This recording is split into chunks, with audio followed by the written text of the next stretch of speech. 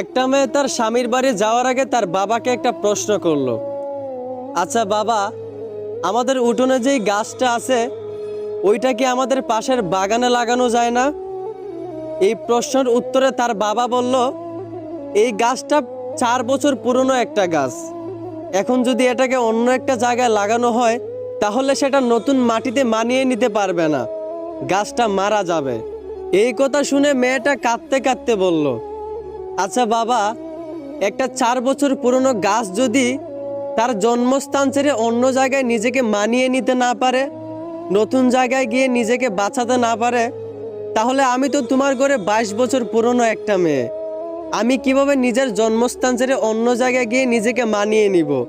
আমি কিভাবে নতুন স্বামীর ঘরে গিয়ে নিজেকে বাঁচিয়ে রাখবো? আসলে আমরা ছেলেরা মেয়েদের জীবনটা যতটা সহজ মনে করি ততটাও সহজ না। আমরা হয়তো